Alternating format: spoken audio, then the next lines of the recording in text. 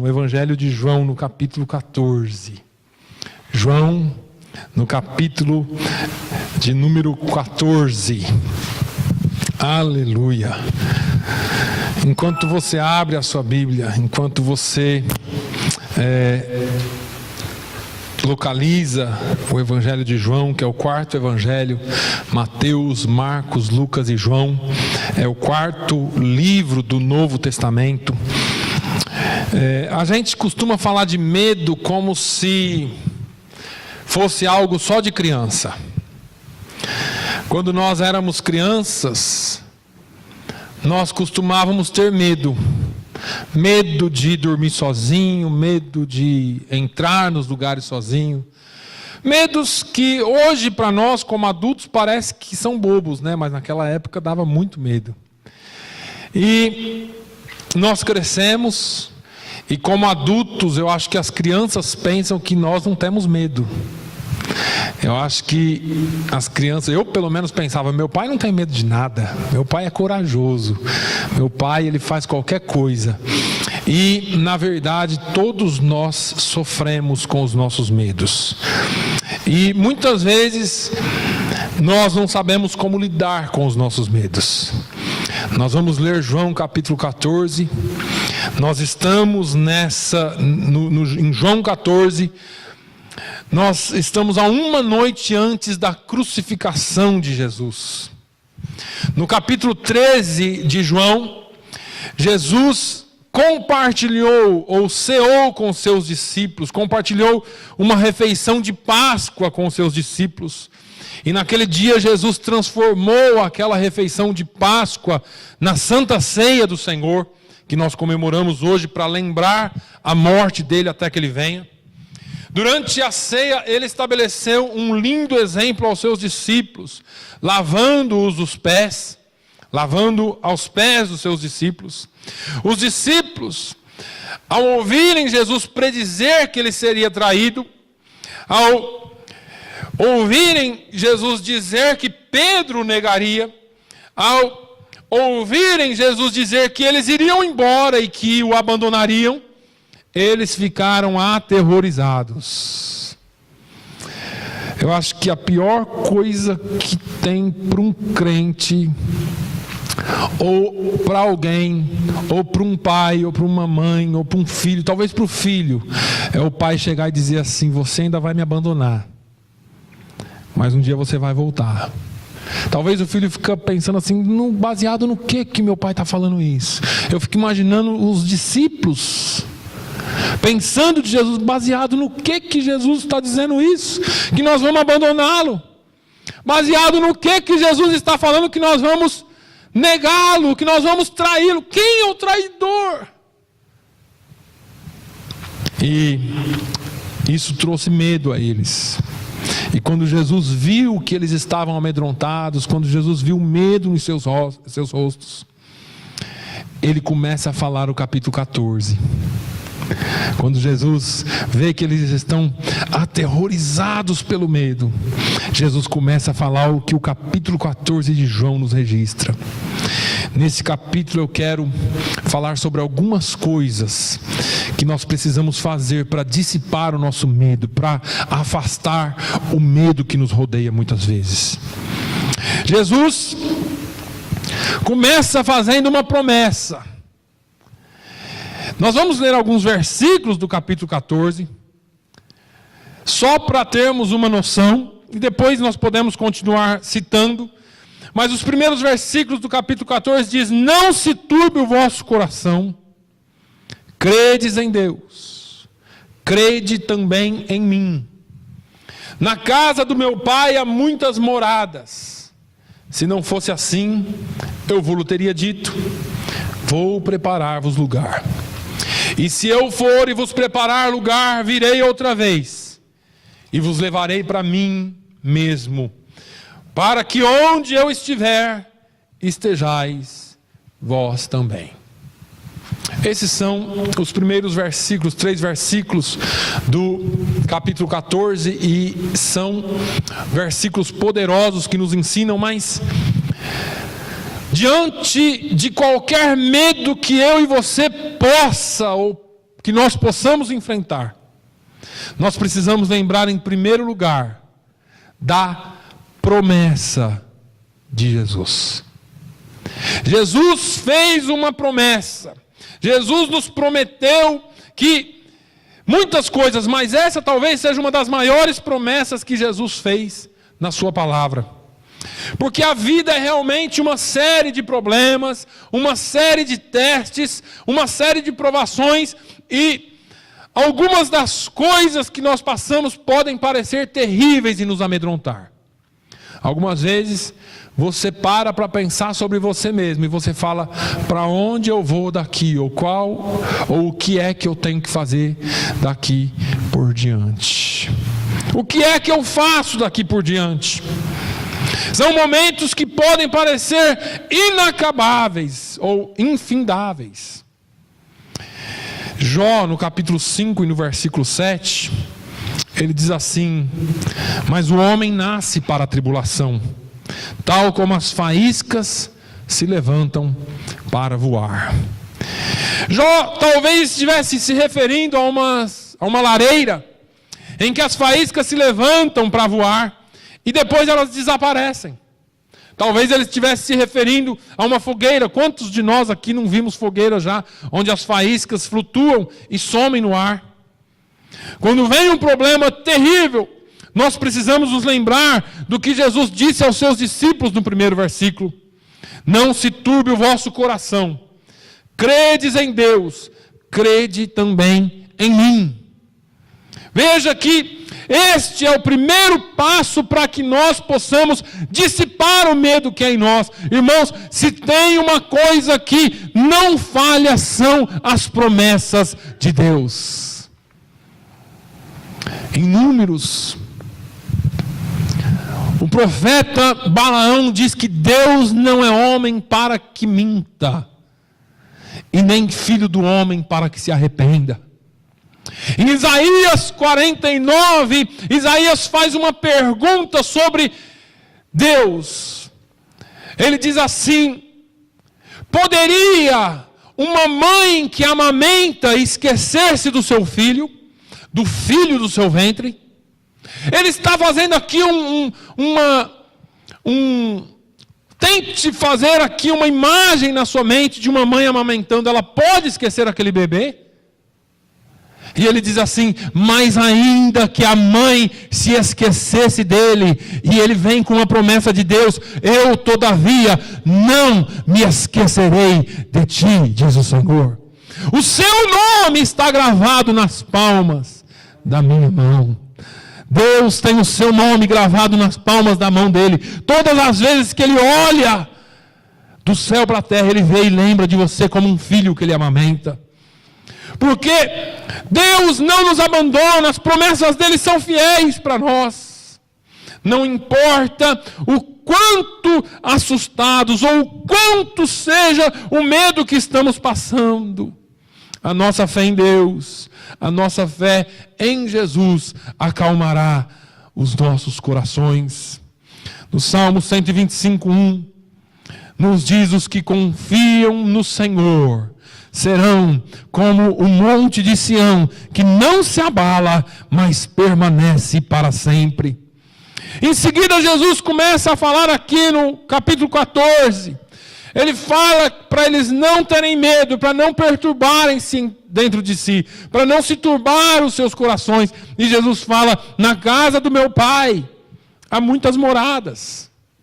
Se não fosse assim, eu teria avisado vocês, eu teria dito para vocês: vou preparar-vos lugar. A palavra moradas aqui, isso é até interessante, porque quando a gente começa a pesquisar a raiz da palavra, a palavra moradas dá a impressão aqui de várias casas.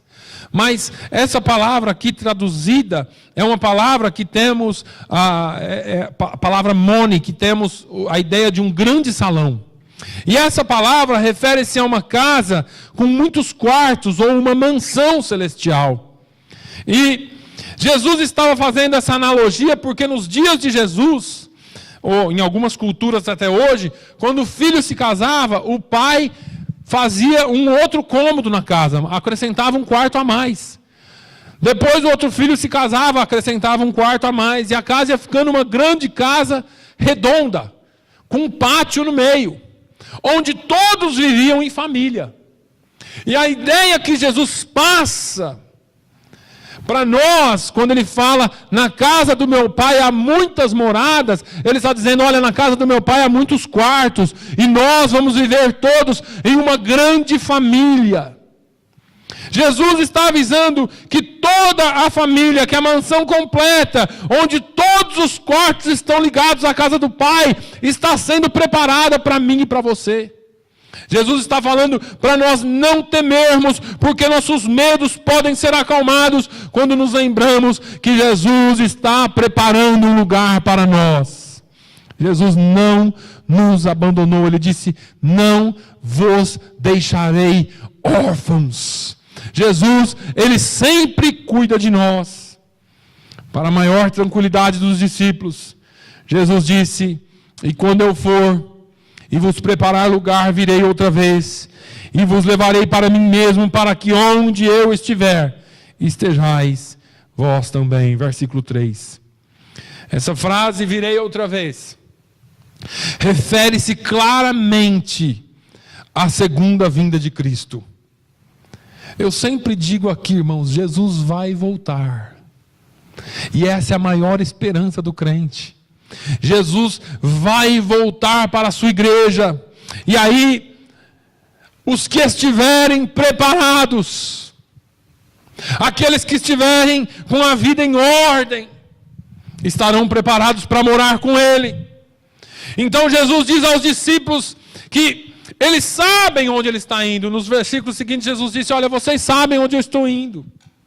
E é interessante que os discípulos andavam com Jesus o tempo todo. Jesus falava com eles o tempo todo, mas parece que eles não entendiam o que Jesus tinha a falar para eles. É interessante que, se você voltar um pouquinho, hoje de manhã o pastor pregou sobre o capítulo 12, se você voltar um pouquinho, você vai ver que no capítulo 12, os discípulos não entendiam nada do que Jesus falava, e aqui parece que os discípulos continuam não entendendo.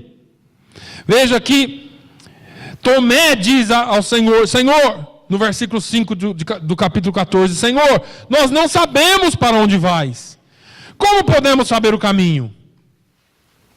Parece que eles andaram com Jesus. Jesus falou a vida inteira com eles, os 3 anos e meio com eles, eles não entendiam. Faltando poucas horas para Jesus ser crucificado, eles não entendiam nada ainda do que Jesus estava falando. Nós não sabemos onde é a casa do Pai, Jesus. Como saber como é que nós vamos chegar lá?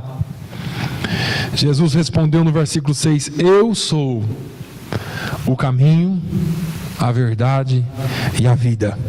Ninguém vem ao Pai, senão por mim. É interessante que essa é uma das maiores e mais poderosas declarações de Jesus. Esse é um dos versículos mais utilizados para se evangelizar, porque aqui deixa explícito quem é Jesus. Aqui deixa explícito que não é uma religião que salva. Aqui deixa explícito que não é uma placa de igreja que salva. Aqui deixa explícito que não é uma filosofia que te leva para o céu. Aqui fala claramente que nem todas as religiões levam a Deus, apenas uma. E qual é essa religião? Eu já falei aqui que Tiago fala qual é a verdadeira religião. Agora, qual é a verdadeira religião que nos leva até o Pai? Jesus não é um caminho, Jesus não é uma solução, Jesus não é uma das muitas verdades que existem por aí. Jesus é o único caminho, Ele é o caminho e o único caminho para Deus. Somente nele a salvação. Ele também fala que Ele é a verdade, o que significa que Ele é a fonte de toda a verdade confiável e do conhecimento confiável que nós podemos ter de Deus. Me desculpem as outras religiões, mas não é Buda, não é Hare Krishna, não é nenhum outro aí que se proclama como sendo Deus ou profeta de Deus, que tem o conhecimento sobre a verdade, mas Jesus é a única verdade e o único caminho que pode nos levar a Deus. Jesus diz ainda que Ele é a vida. Significa que Ele dá a vida eterna a todos os que confiam nele como Senhor e Salvador. Jesus é o único caminho para Deus. Somente através de Jesus Cristo é que nós podemos nos chegar a Deus. Para nós, quando estamos conturbados, quando estamos tristes, quando estamos sem saber o caminho, só existe um caminho para Deus, e esse caminho se chama Jesus. Quando você estiver triste, irmão, quando você estiver triste, minha irmã, se lembre de uma coisa: lembre-se das promessas de Deus. Não se turbe o vosso coração. Credes em Deus, crede também em mim. Na casa do meu pai há muitas moradas. Irmãos, você não está sozinho. Ele não te deixou. Mas, em segundo lugar, lembre-se do propósito do Senhor. Para tudo existe um propósito. Jesus agora no versículo 7, ele reafirma a sua divindade dizendo: se vós me conhecesseis a mim, também conheceríeis o meu Pai. E já desde agora o conheceis e o tendes visto. Jesus é a imagem de Deus encarnada. Se você falar que não conhece o Pai, é melhor você vir aos pés de Jesus. Porque esses homens estavam com ele, mas eles não entendiam nada disso. Significa que Jesus é a manifestação visível de Deus. Em Colossenses 1:15, nos fala sobre esse fato, falando de Jesus, o qual é a imagem do Deus invisível. É interessante que quando Jesus fala que Ele e o Pai são um, porque Ele diz: se vós me conhecesseis a mim, também conhecerias a meu Pai. Jesus está falando que Ele e o Pai é um só. Mas Felipe não entendeu.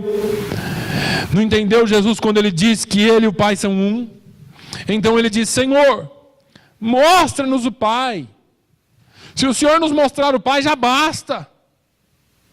Lá no versículo 8 de João 14. E este pedido deve ter trazido uma certa decepção para Jesus. Porque Filipe já está seguindo Jesus há 3 anos. E Filipe olha para Jesus e fala assim: Jesus, me mostra o Pai. Jesus tinha acabado de falar que Ele e o Pai são um. Então Jesus diz a Filipe: Filipe, eu estou há tanto tempo convosco e não me tendes conhecido.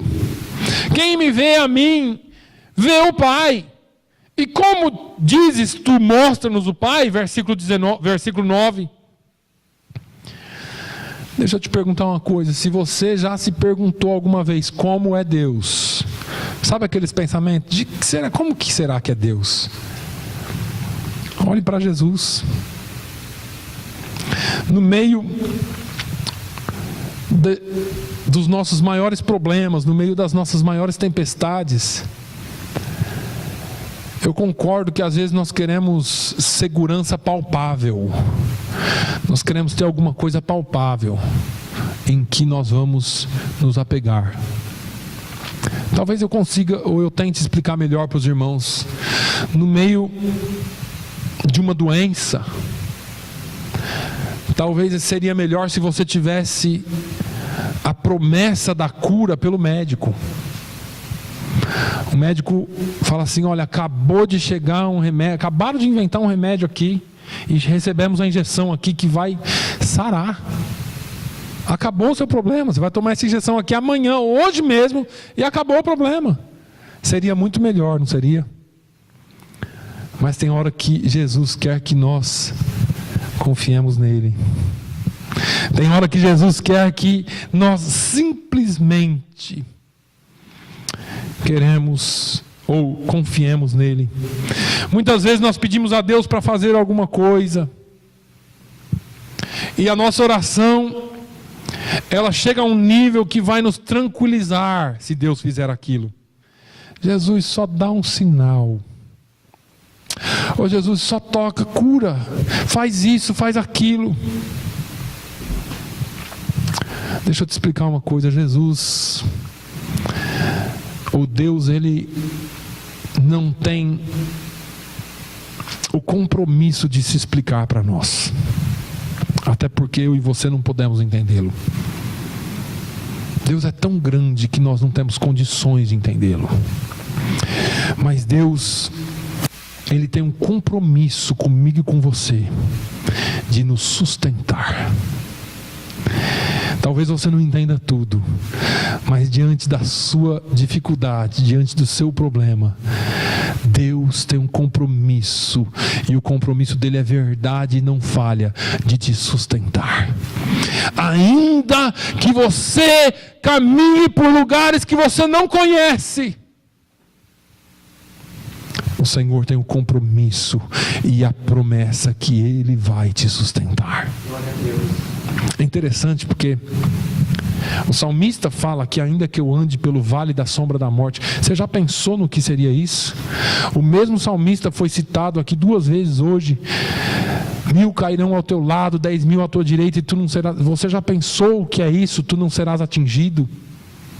E às vezes nós recitamos isso com tanta fé, e na hora que vem os 11.000 contra nós, ou às vezes na hora que você anda no vale da sombra da morte, parece que Deus te abandonou. Mas Deus tem um compromisso com você, pela palavra dele, que ele te sustenta, que ele te guarda, que ele te livra, ainda que ele tenha que te livrar em meio à tempestade, ele vai livrar você e sustentar você. É por isso que Provérbios, no capítulo 3 e no versículo 5 diz: confia no Senhor de todo o teu coração, e não te estribes no teu próprio entendimento. E aí no versículo 6 ele fala assim: reconhece-o em todos os teus caminhos, e ele endireitará as tuas veredas. Esse Deus é poderoso. Confia no Senhor de todo o teu coração, e não te estribes no teu próprio entendimento. Isso aqui eu tiro de letra, isso aqui eu sei fazer, isso aqui eu não preciso de ninguém. Não, confia no Senhor de todo o teu coração, porque se você confiar nele, se você reconhecê-lo em todos os teus caminhos, ele endireitará as tuas veredas. Então, Jesus diz aos seus discípulos que eles vão fazer obras maiores do que ele, lá em João 14:12. E aí, quantas vezes eu não fiquei perguntando isso? Será que nós vamos... Jesus curava um cego, será que a gente vai curar 20? Jesus curava um aleijado, será que a gente vai pôr a mão e sair uma turma toda andando? Será? Eu nunca vi nenhum profeta, nenhum desses grandes homens de Deus que cura entrar no hospital e curar todo mundo. E nem Jesus. Jesus chegou lá no tanque de Betesda e curou um. A Bíblia diz que em volta do tanque estava cheio de cegos, mancos, ressecados ou ressequidos e aleijados e isso e aquilo. Jesus foi em um que estava sofrendo há 38 anos. E aí, eu nunca vi isso acontecer, mas Jesus falou: olha, vocês farão obras maiores do que eu fiz. E eu fiquei pensando muitas vezes, Jesus queria que eles soubessem que ele não estava ali naquele momento. Pense nessa reunião que eles estão ali, nessa ceia. Jesus não estava querendo que eles pensassem que ele ia diluir o grupo. Jesus vai morrer. Jesus está falando aqui em morte. Jesus está falando em umas coisas aqui que a gente não... vai acabar tudo. Estava tão bom até hoje. 3 anos e meio, Emanuel. Andamos com ele, vimos milagres, vimos o mar acalmar, o vento acalmar, vimos o morto levantar, vimos o paralítico andar, surdo ouvir, cego ver. Vimos tudo isso, mas agora o grupo vai se desfazer. Porque ele está falando aqui que um vai trair, outro vai negar, os outros vão abandonar. O que vai ser de nós? E Jesus está dando uma palavra para eles: olha, acalma, não se turbe o vosso coração, tenha um pouquinho de calma. Eu não vou diluir o seu grupo, eu não vou fazer com que vocês vá um pouco para cá, um pouco para lá e percam totalmente o contato. Jesus está falando assim: olha, tudo isso vai acontecer sim. Só que o que eu quero, na verdade, é que vocês façam tudo o que eu fiz de uma forma maior. E eu não sei o que passou na cabeça dele. Ele fez a promessa. Após a vinda do Espírito Santo, parece que as coisas começaram a se acertar.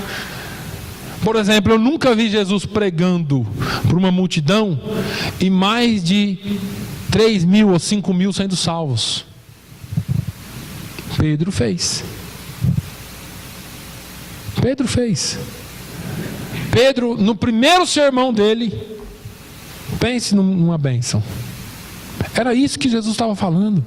Jesus estava falando de mudança de vida, de conversão. Jesus estava falando de homens e mulheres que seriam capacitados por Ele para irem por todo mundo e pregar o Evangelho a toda criatura. Jesus estava falando de alguém que sozinho ou na companhia de mais um iria andar por todo o Império Romano pregando o Evangelho, implantando igrejas, salvando vidas, colocando e estabelecendo líderes para que a igreja crescesse e fosse a força que é hoje. Às vezes nós ficamos tão focados em alguns sinais de Jesus. Jesus falou que nós íamos fazer coisas maiores, então eu quero ver aqui. Esse sujeito aqui não tem perna, eu vou orar, a perna vai crescer. Que loucura! Não era disso que Jesus estava falando. Jesus estava falando de algo muito mais poderoso que isso. Jesus estava falando de algo muito maior do que isso. Porque as pessoas focam em alguns milagres de Jesus, mas perdem o principal. É interessante que o pastor estava pregando hoje aqui sobre o capítulo 12, e gregos vieram e pediram para um dos discípulos: olha, a gente quer ver Jesus. Os judeus queriam um sinal de Jesus, os gregos queriam ver Jesus. O que é que você quer de Jesus? O sinal ou você quer Jesus? Porque muitas vezes nós estamos focando nos sinais que ele faz. E o versículo 12 diz muito claro, João acrescenta: olha, apesar de todos os sinais que Jesus fez, eles não creram nele. Sinal não salva. Agora, a presença majestosa e santa de Jesus na nossa vida é o que nós precisamos. Sinais não nos levam para o céu. Agora Jesus, no versículo 14, ele diz assim: se pedirdes alguma coisa em meu nome, eu o farei. Isso significa a capacidade de fazer coisas maiores que Jesus fez, pelo poder da oração. Coisas que se originam na oração. A promessa, fazer alguma coisa que pedimos em seu nome, ou receber alguma coisa que pedimos em seu nome, não significa que nós temos apenas que terminar as nossas orações em nome de Jesus, amém, como nós fazemos. Porque nós fazemos o modelinho da oração, e aprendemos assim e sabemos que é assim, que nós temos que pedir tudo no nome de Jesus. Pedimos para Ele, porque não existe nenhum outro intercessor entre nós e Deus. Nós pedimos para Deus em nome de Jesus. E agora, muitos usam esse nome de Jesus como uma varinha mágica. Olha, determine em nome de Jesus que você vai ter, determine em nome de Jesus que você vai ser curado. Isso tudo não é assim. Porque se fosse assim, irmãos, pense numas coisas loucas que ia acontecer por aí. Porque se o nome de Jesus fosse um nome mágico, as coisas não seriam como são. Só que o nome de Jesus, ele não é mágico, mas o nome de Jesus é o nome todo-poderoso. Veja que cada promessa da Bíblia Sagrada tem uma premissa ou um fundamento. E nós não podemos quebrar o fundamento da promessa. A base dessa promessa de Jesus: tudo que pedides em meu nome vos será feito. É tudo que pedimos deve ser consistente com o nome e com o caráter de Jesus. Diz o sábio que quando nós oramos e quando nós jejuamos, nós não tocamos o coração de Deus. É Deus quem toca e muda a nossa vida para estar em conformidade com a vida dele. Porque assim tudo que nós pedimos é em conformidade com ele. O escritor, se eu não me engano, foi Tiago mesmo quem disse que pedis e não recebeis, porque não sabeis pedir. Nós pedimos para os nossos próprios desejos, nós pedimos para os nossos próprios deleites. Senhor, se houver que podia me dar um carro novo, isso é tão bom, Jesus. BMW, tá? Por favor, no nome de Jesus, amém. Ia ser tão fácil, né? Mas são os nossos deleites. E eu não estou dizendo, irmãos, eu nunca prego aqui contra aquilo que Deus pode fazer na sua vida. Porque Jesus pode te dar um carro? Pode. Claro que pode, Ele já me deu. Porque Jesus pode te dar uma casa? Pode. Porque Jesus pode te dar qualquer coisa? Pode, Ele é poderoso. Mas isso é para o seu deleite? Ou isso é porque você realmente precisa e Ele está vendo a sua aflição? Ou é porque você só quer isso para gastar com seus deleites humanos e carnais? Em 1 João 5,14, o mesmo João, só que agora lá na sua carta universal, no capítulo 5 e no versículo 14 explica. Ele fala: e esta é a confiança que temos nele, que se pedirmos alguma coisa segundo a sua vontade, Ele nos ouve. Espera aí, não é eu pedir segundo a minha vontade. Não, João, ele escreve aqui, foi o mesmo João que escreveu o Evangelho. Ele escreve uma carta, uma epístola universal lá no fim. E ele escreve: olha, esta é a confiança que temos nele. Se pedirmos alguma coisa segundo a sua vontade, Ele nos ouve. É segundo a vontade dele, não a minha. É segundo o que Ele quer e não o que eu quero. E parece que nós esquecemos dos princípios dos ensinamentos de Jesus. Todo mundo aqui sabe recitar a oração do Pai Nosso, né? E se eu pedir, tem gente que fala até o contrário, até de trás para frente. Falamos isso a vida inteira. E Jesus nos ensinou o quê? Não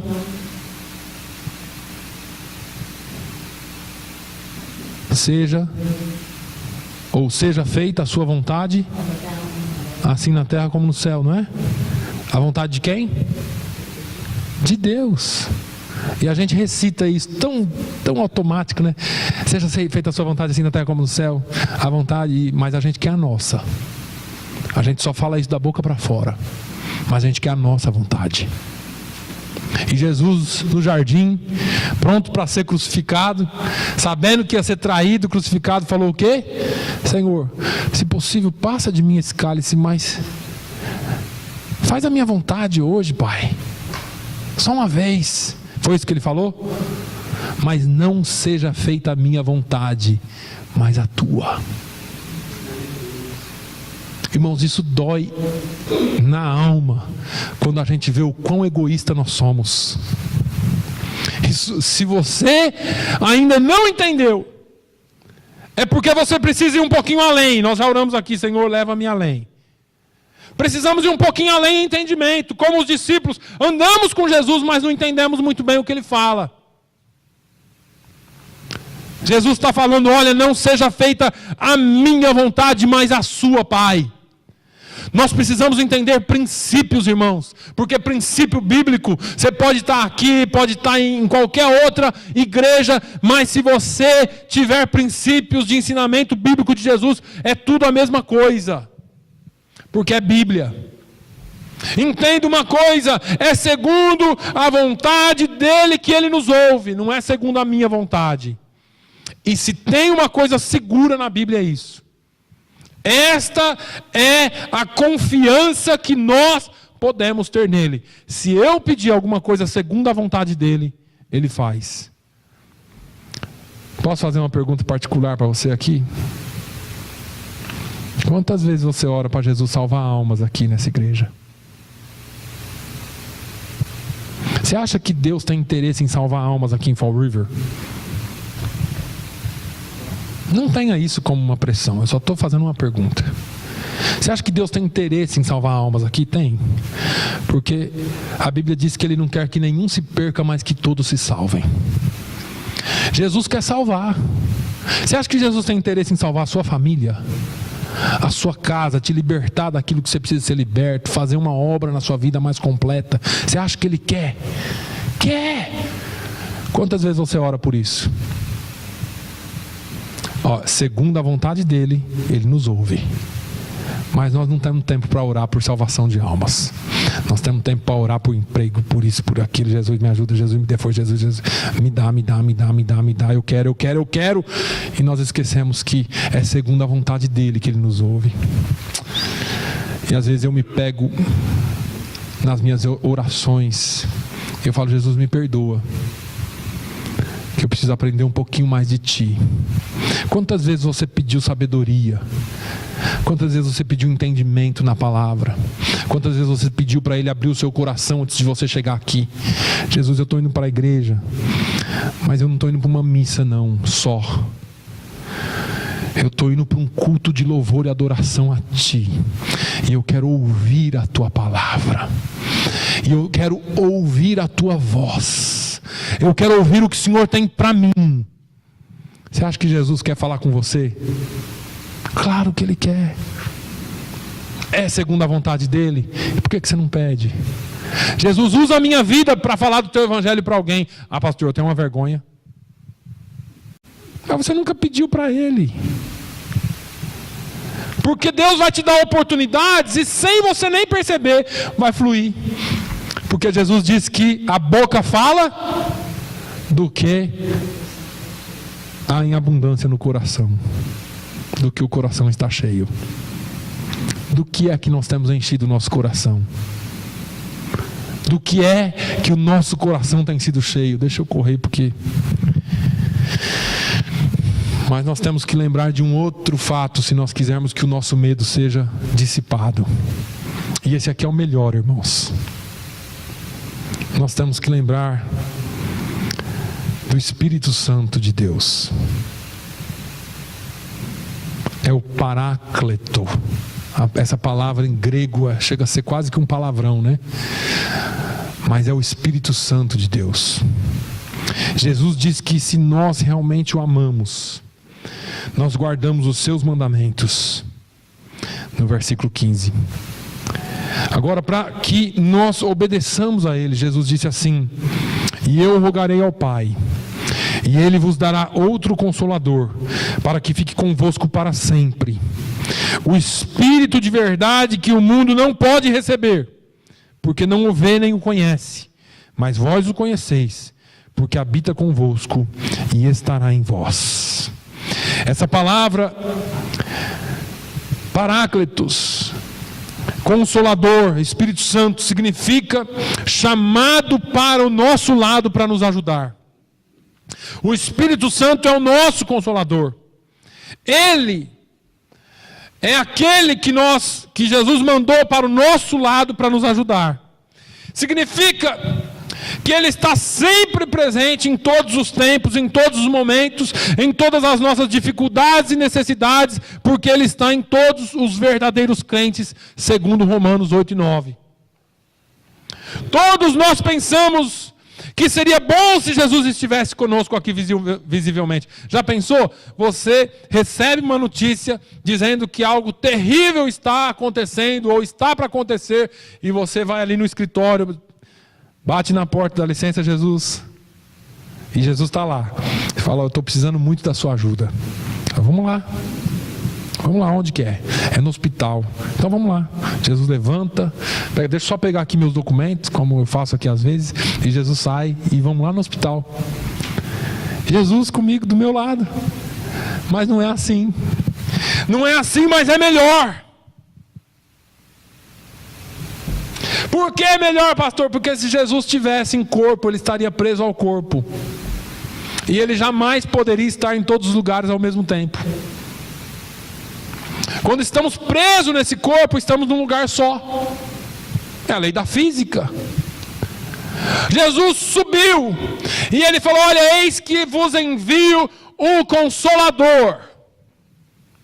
E aí Paulo vem dizendo: olha, nós somos templos do Espírito Santo. Nós somos aqueles em quem o Espírito Santo habita.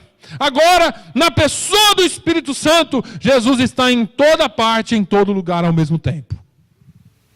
Através de mim e de você. Mesmo que não possamos vê-lo, Jesus nos prometeu no capítulo 18, no versículo 18: não vos deixarei órfãos, voltarei para vós. A palavra traduzida como consolo, órfãos, é a mesma palavra que nós temos para a palavra órfãos. Então, assim como os bebês físicos precisam de pais, nós também precisamos de um pai espiritual. Nós também precisamos de um consolador. Em seguida, Jesus diz aos seus discípulos que o mundo não vai mais vê-lo, mas os discípulos o veriam, referindo-se ao vê-lo depois da ressurreição. Ele também diz que eles vão saber que ele está no Pai e o Pai está nele. E eu em vós, referindo à habitação que seríamos do Espírito Santo. E ele fala mais uma vez e nos lembra que aquele que diz que ama a Ele precisa guardar os seus mandamentos. Uma das coisas mais confortantes durante os nossos momentos de dificuldade na vida é ter a certeza de que Jesus está conosco. É ter a certeza que o Espírito Santo está conosco. Irmãos, seja difícil como for, Ele está contigo. Jesus não abandona. Se tem uma coisa que eu e você não precisamos temer, são as dificuldades da vida. Porque ainda que elas venham, nós temos um ajudador, nós temos um consolador, nós temos um Deus que não nos abandona. Jesus fala lá no versículo 17, ele fala: deixo-vos a paz, a minha paz vos dou, não como o mundo a dá. Não se turbe o vosso coração, nem se atemorize. Versículo 27. Essa paz só Ele pode dar. É a paz em meio à tribulação, é a paz em meio à dificuldade, é a paz em meio aos momentos difíceis, é a paz que só quem tem o Espírito Santo pode gozar. Que Deus possa abençoar a sua vida ricamente. Lembre-se, Jesus estava indo para a cruz quando Ele fez essa promessa. Jesus estava pronto para morrer. Ele disse: não se turbe o vosso coração, credes em Deus e crede também em mim. Jesus tem o melhor para você. Jesus é a nossa segurança. Assim como foi cantado aqui hoje, quando o barquinho tiver para afundar, confia nele, porque ele vem em seu socorro. Amém? Pai, nós te louvamos, nós bendizemos o teu nome, Senhor, e te agradecemos por tudo o que o Senhor tem feito por nós, especialmente pelo seu sacrifício na cruz do Calvário, Jesus. especialmente porque o Senhor se entregou por nós. E ainda antes que o Senhor morresse, o Senhor nos deixou a maior de todas as promessas: vou preparar-vos lugar. E se eu for e vos preparar lugar, virei outra vez e vos levarei para que onde eu estiver, estejais vós também. Essa é a maior esperança do crente, é estarmos contigo. Agora, não importa, ó Pai, aquilo pelo qual estamos sujeitos a passar neste mundo. O que importa, Senhor, é que nós vivamos em conformidade com a Tua vontade e sempre nos lembremos de quem é o Senhor e onde o Senhor está. O Senhor está conosco. Eu te louvo por isso, Senhor. O Senhor é o nosso ajudador.